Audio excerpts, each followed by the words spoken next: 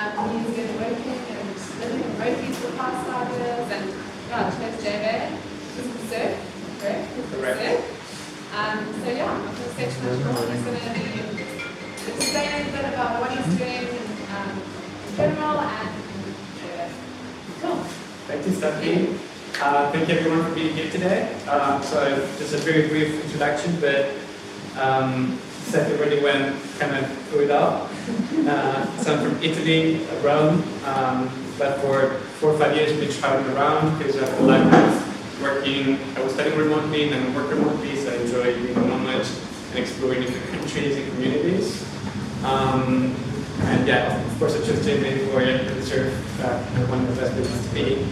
And I have this thing that I have a love for natural hazards. I know this might sound weird, but since a young age I would look at tsunamis, fires, these kind of events that just feel fascinated by the might of nature. And this goes back to romanticism. Edinburgh came up with the concept of sublime, which is when you are just mesmerized by the power of nature. So I decided to make a living out of this feeling of being a disaster risk management and climate resilience specialist. And right now I work as a consultant. So I work for Beyond 360. They are a consultancy company based in Istanbul. I worked for some time in Turkey. And we work with municipalities, private sector to make them more resilient for different kind of crises. A month ago I started working with the United Nations Development Program based in New York. And it's more of a global approach to disaster management. And lastly, I run an environmental organization based in Rome, and we do all sort of stuff like beach cleanups, environmental workshops in schools, and so on. So my life kind of looks like this. Sometimes with meetings all over the place. I would recommend anybody to have 3 jobs at the same time. But what does it look like to be a disaster risk management and climate resilience specialist? So it could be either right now I'm traveling around working via a laptop, but for quite some time I was actually on the field. So in 2018 I was living in Indonesia and I went to Sulawesi, which is where they had a major tsunami, took over 4,000 lives, doing some field assessment. In 2020 it was an earthquake in Turkey, and I went there to see the impact on businesses. And in 2019, I was traveling in Senegal to understand the impact of climate change and desertification on migration patterns in the region. So today I want to share a bit about my experience in this work, and especially how I could use some of the principles and the things that I experience into my daily life to be a more resilient human being and being better in managing different kind of crises. So before we get into that, I wanted to do a small exercise, okay? So I want you guys to think of 2021 or like the past few months, and think of sort of the crisis. And crises can be different things, right? So the way you were impacted in a negative way over 2021. And I'd like to do this with a quick show of hands. So if any of you was impacted from a physical health standpoint, so maybe you had COVID, you were sick, how many hands do we have? All right, quite a few. How about mental health? So maybe you have anxiety, depression. For myself there as well. Work crisis. Maybe you got fired, you have something bad happened. So one.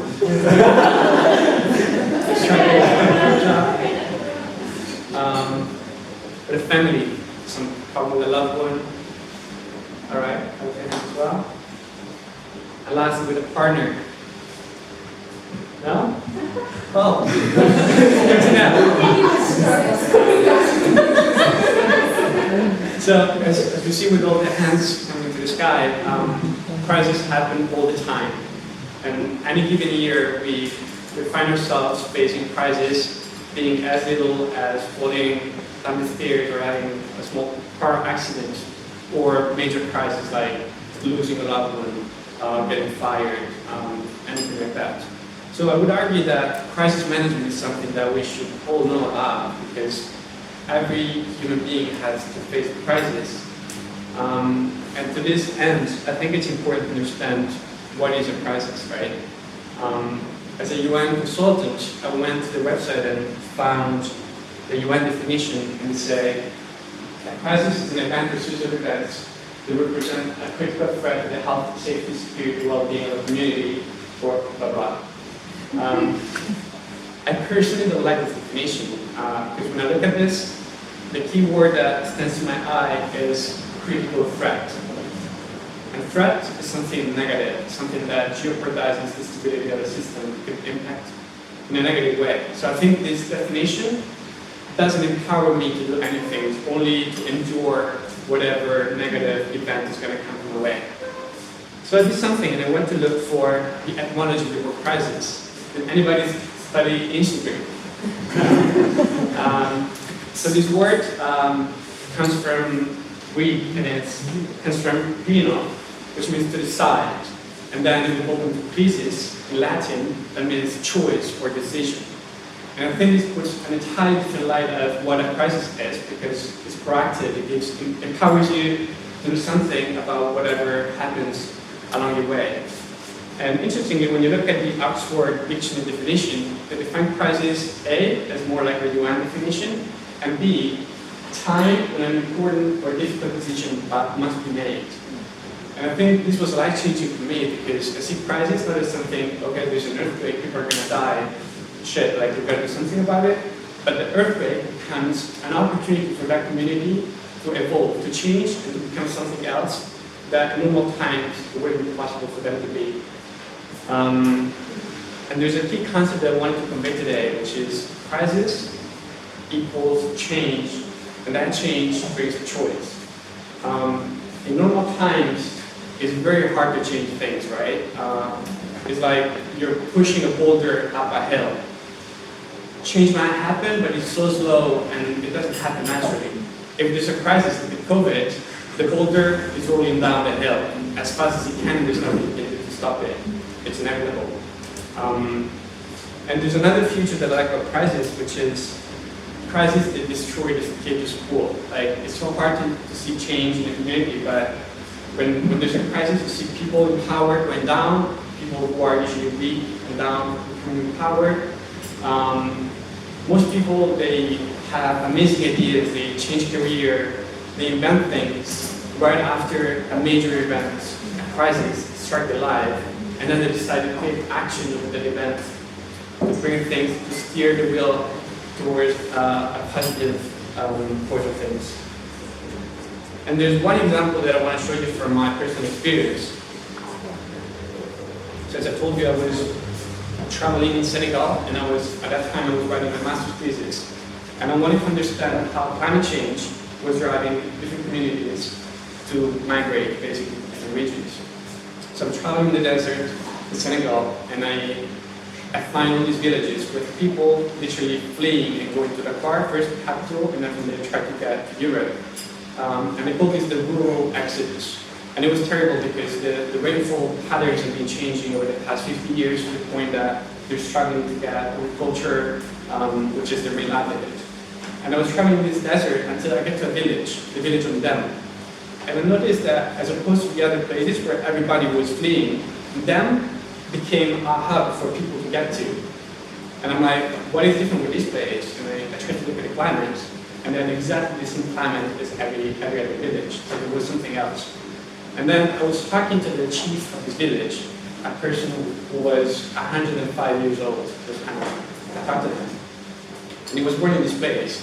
And he told me when I was born here, everything was lush and green, were forests. And when I got there, it was just arid desert. And he told me people, first the rain stopped to come, then the animals first died, and then people started fleeing. However, we decided to do something different. We wanted to provide people with hope, with a choice to be here, despite the climate is telling us to do something different. And that's what we see in the top right. They decided to create an NGO to produce clothing and different garments to sell in Dakar and in Europe.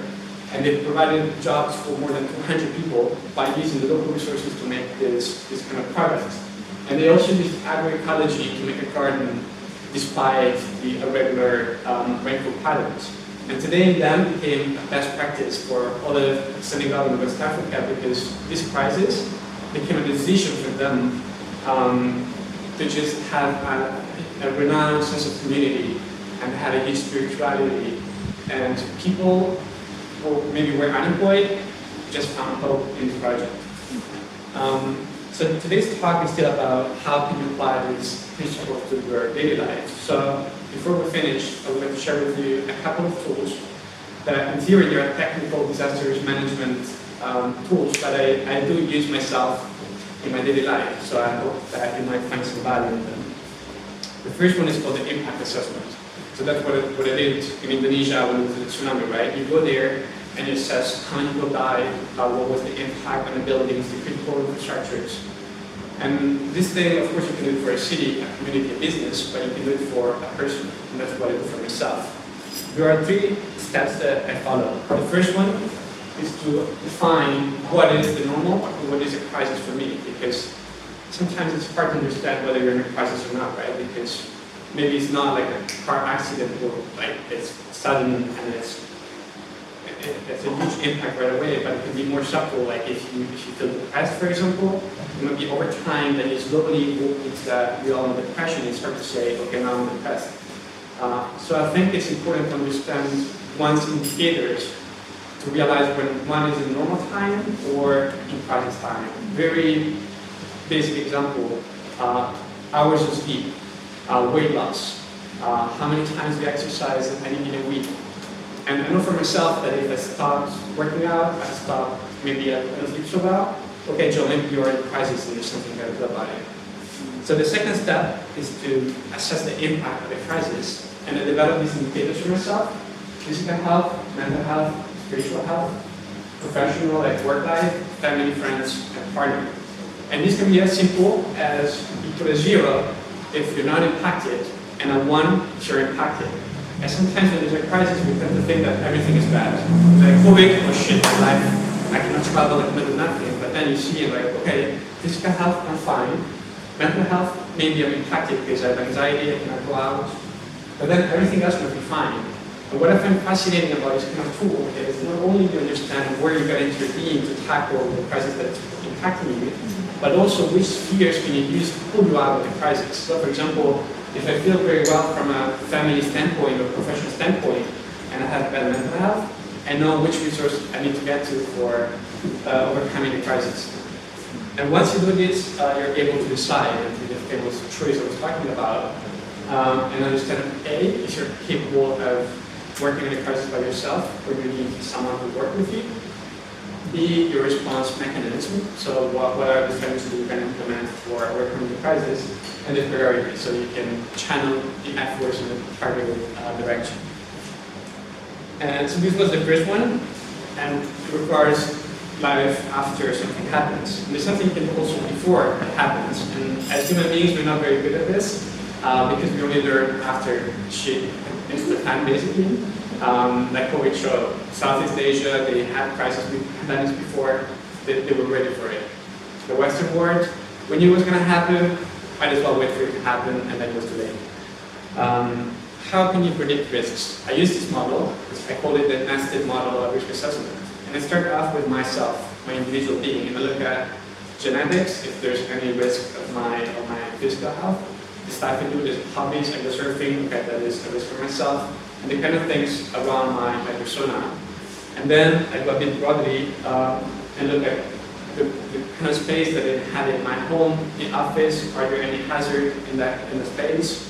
Followed by the relationships, so it could be a family crisis, the social crisis, the things I mentioned earlier. And then you go more broad and broad until you get to the local community. And one thing I do, for example, traveling a lot, before I get to a community, I make a risk assessment of the place I'm gonna get to. So for example, in JBA, I know that you guys have problem with droughts, there's load shedding, there's wildfires, moderate shark hazard. But I think it's important to start with yourself, and then you go, okay, where do I live? What are the risks in this area?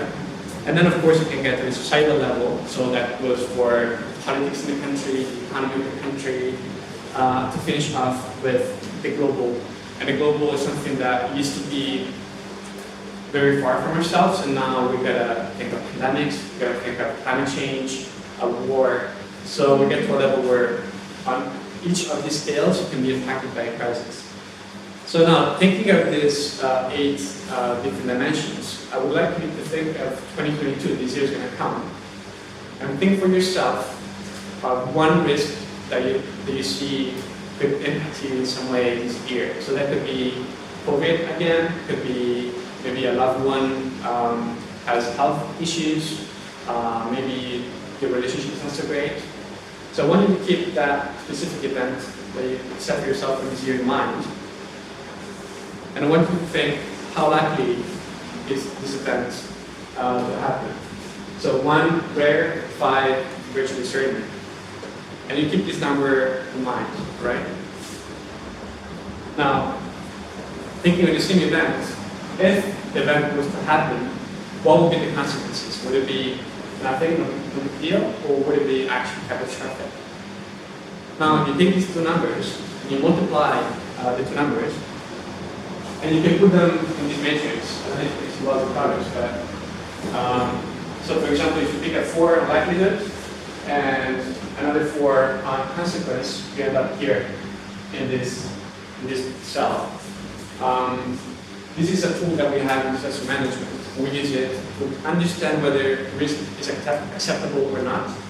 So if you find your number in the top right in the red zone or the orange area, it means that that risk is probably not acceptable. You gotta do something about it. So that you're not caught off guard, you should do something today to bring that risk down to the lower part. If, on the other hand, it's green or yellow, then it means that, okay, it could happen, but the consequences are usually not so bad. So there's no need for you to take action today. So that was the end of it. Just to wrap up, I hope that today you have a different understanding of what a crisis is, and maybe next time you're in a crisis, you can see what is the choice or the decision you're gonna make. Once you find yourself in the very next situation, you can assess the impact. And starting from today, what you can do is see the future risks for this year. Thank you. Awesome.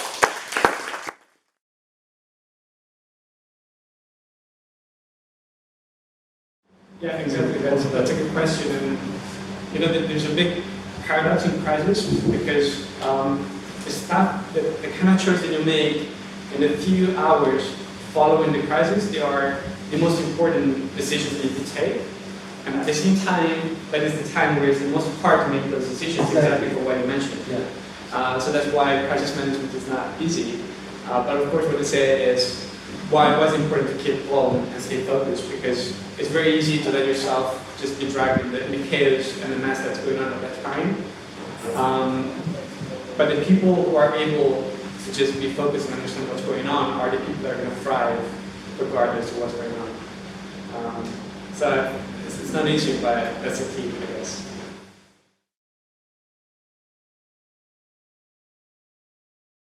Very true. Probably yes.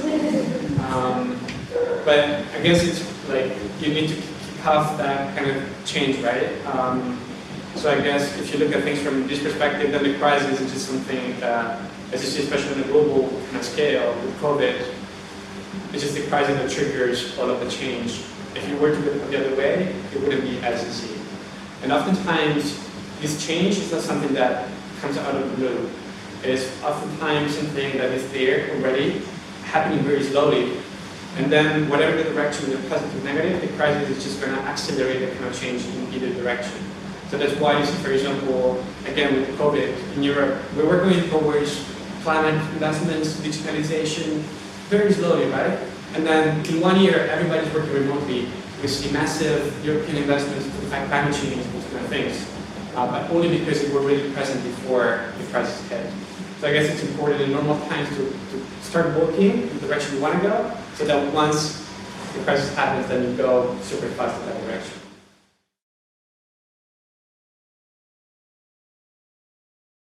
So I really like Tsunamis because I was for some time in Indonesia, and of course there the major example is the 2004 Boxing Day tsunami that took over 300,000 lives. It was one of the major crises.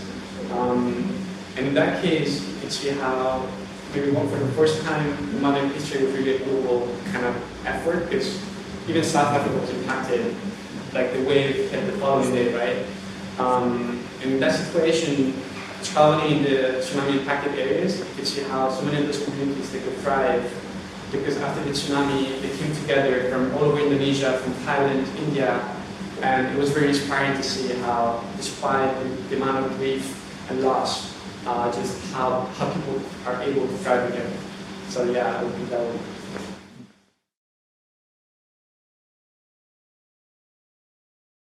I was never like as it happened. I only went a few days after, and I'm glad. Yeah, no, it's just for example, surfing in Indonesia. So the beach where I used to surf was the beach where the 2004 tsunami hit. And at that time, the wave was 28 meters high. And as I was surfing, I was like, okay, shit, if something happens now, imagine this. Yeah, so lots of paranoia, but luckily it never really happened. Cool.